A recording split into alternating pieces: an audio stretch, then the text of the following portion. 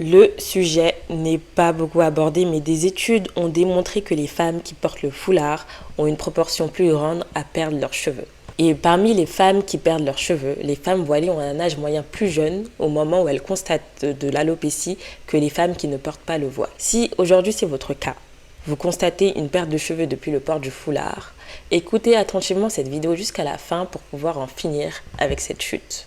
Si vous ne me connaissez pas encore, moi c'est Fatoumata, je suis consultante capillaire spécialisée en trichologie et sur les cheveux afro. J'ai décidé de me spécialiser sur les cheveux afro parce qu'on est dans un monde où les femmes noires ont longtemps été négligées par l'industrie de la beauté et donc elles subissent toujours leurs propres cheveux. Je suis donc là pour vous accompagner à régler toutes ces problématiques capillaires et d'ailleurs j'écris un guide spécialement pour vous, 14 jours pour débloquer la pousse. C'est un guide qui vous aidera à établir une bonne base capillaire pour favoriser la repousse de vos cheveux.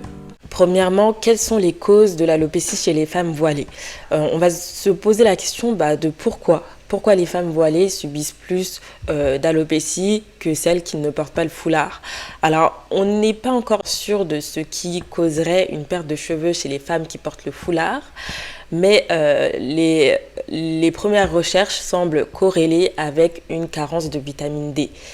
On a également constaté qu'elles subissent plus fréquemment de la dermatite séboréique. La dermatite séboréique se traduit par une desquamation du cuir chevelu, un cuir chevelu gras et des démangeaisons. Et donc, comment éviter une perte de cheveux lorsqu'on porte le foulard? Premièrement, on va traiter le problème à la source. Là, je vais vous donner les étapes à suivre pour régler cette problématique. Et la première des choses, si on nous indique que une carence de vitamine D est en cause, eh bien, on va régler ce problème. On va traiter cette carence pour traiter le problème à la source. Si vous regardez mes vidéos, je vous ai déjà conseillé de faire une cure de vitamine D, d'autant plus si vous avez la peau noire.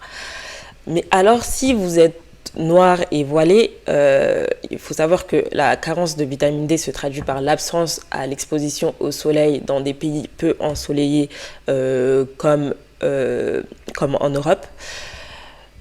Si vous portez le foulard et que vous vous couvrez, il y a encore moins de parties de votre peau qui sont exposées au soleil. Et c'est le contact de votre peau avec le soleil qui fabrique la vitamine D dans votre corps. D'ailleurs, autre chose, le port d'une protection solaire empêche également la production de vitamine D dans votre corps. Donc si vous êtes noir, voilé et que vous portez une protection solaire au quotidien sur la seule partie de votre corps exposée au soleil, c'est-à-dire le visage, eh bien il y a de fortes chances que vous soyez en carence de vitamine D.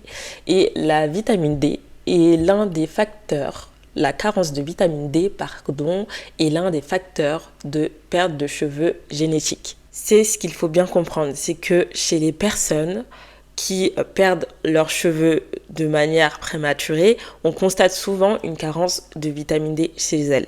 Donc, il y a probablement un lien de corrélation entre la carence en vitamine D et la chute de cheveux. Donc, le premier conseil que j'ai à vous donner, c'est de prendre une cure de vitamine D. On s'attaque maintenant à la deuxième cause qui pourrait conduire à une chute de cheveux, c'est le cuir chevelu gras. Comme je vous l'ai indiqué au début de la vidéo, les femmes qui portent le foulard sont plus sujettes à la dermatite séboréique. La dermatite séboréique, c'est un cuir chevelu gras qui démange et bien entendu, la dermatite séboréique, c'est une maladie en soi. Donc, si vous constatez que vous avez une dermatite, c'est un problème à régler plus en profondeur que sur cette simple vidéo. Mais je me suis interrogée sur pourquoi les femmes voilées auraient le cuir chevelu plus gras que la normale. Et je pense que cette problématique est due à un phénomène d'occlusion qui se fait avec le port du foulard.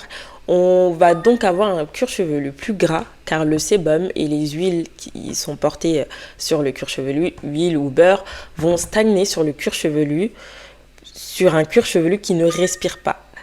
Et pour parer à cela, lavez bien vos cheveux toutes les semaines et évitez d'appliquer trop de produits gras et huileux sur vos cheveux pour éviter ce phénomène d'occlusion qui va conduire à un cuir chevelu gras et qui ne respire pas. Je finis cette vidéo par vous donner plusieurs conseils sur la manière dont vous gérez vos cheveux crépus sous le port du foulard. Parce que bien sûr, ça aussi, ça a une incidence sur la perte de cheveux que vous pourrez avoir et l'alopécie. Premièrement, le premier conseil que j'ai à vous donner, c'est lorsque vous êtes chez vous, libérez au maximum vos cheveux. Je sais qu'on a tendance à laisser une sorte de turban sur la tête, même quand on est chez soi, mais non, en fait, il faut laisser respirer au maximum ses cheveux et enlever tout turban, tout foulard lorsqu'on rentre chez soi, même quand on est à la maison. Il ne faut pas s'habituer à cela. Laissez respirer au maximum vos cheveux et ça évite ce phénomène d'occlusion qui amène à un cuir chevelu gras et qui amène à une chute diffuse de vos cheveux. Deuxièmement, il ne faut pas trop serrer vos foulards. Ça amène du coup à une alopécie de traction. D'ailleurs, personnellement, il y a eu une période où je portais beaucoup un turban et à l'endroit où je faisais le nœud de mon foulard, ça crée une tension au quotidien, c'est-à-dire j'attachais mon turban et ici je faisais un nœud et à cet endroit-là, précisément à cet endroit-là, ça m'a créé un trou pile ici où je pliais mon foulard. Donc faites vraiment attention à ne pas trop serrer et à éliminer un maximum de tension pour éviter cette alopécie de traction qui peut se créer au fur et à mesure que au même endroit, il y a toujours cette tension qui est appliquée. Troisièmement, utilisez plutôt des foulards en soie plutôt qu'en coton. Et les foulards en coton vont avoir tendance à assécher vos cheveux et les rendre cassants. Il y a des foulards en soie ou en satin que vous pouvez mettre sous votre voile et ça va vous permettre de protéger vos cheveux, éviter que le foulard absorbe l'hydratation, que vos cheveux s'achèvent et qu'ils se cassent.